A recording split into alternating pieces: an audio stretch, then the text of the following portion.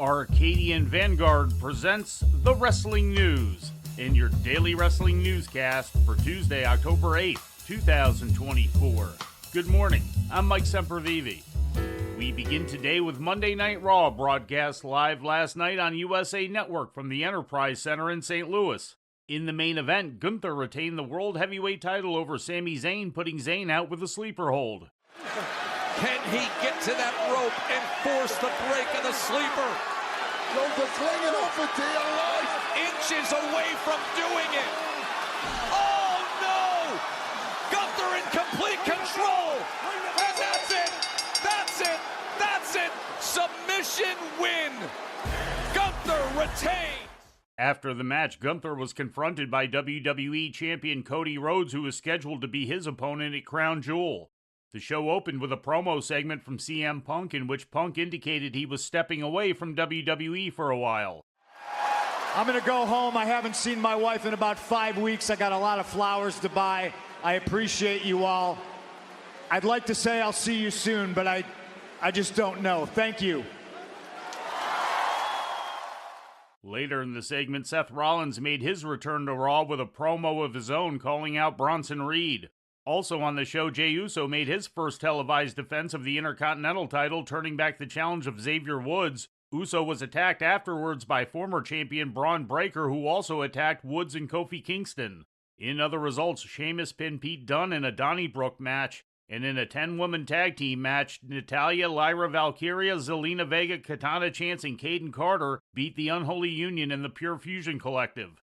In ratings news, last Friday's Bad Blood Go Home episode of SmackDown brought in 1.518 million viewers to USA Network, according to Programming Insider. That's down slightly from the previous week's audience of 1.568 million. The rating in the 18 to 49-year-old demographic was a .47, also down slightly from the .45 demo rating of the week before.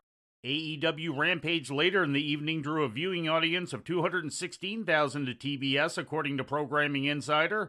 That's down more than 20% from the previous week's viewership of 276,000 and is the second lowest audience figure in the history of the show. The 18 to 49-year-old demo rating for the show was a .07, also down from the previous week's rating of .08 and tied for the lowest demo rating in the history of the show.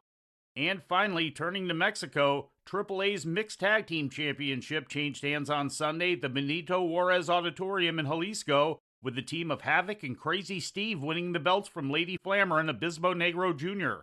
In the main event, Alberto El Patron retained the AAA World Heavyweight Championship against Laredo Kid, and also on the card, Matt Riddle successfully defended the AAA Cruiserweight title against El Fiscal.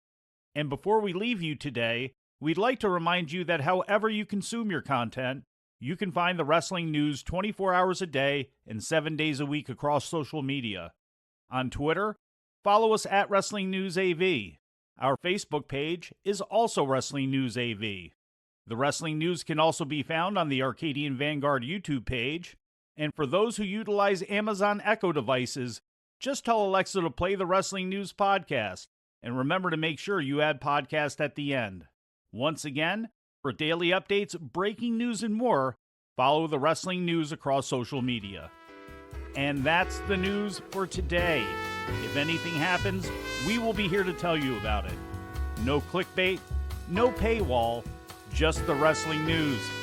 The Wrestling News is a division of Arcadian Vanguard, and the Wrestling Newscast is a production of the Arcadian Vanguard Podcast Network.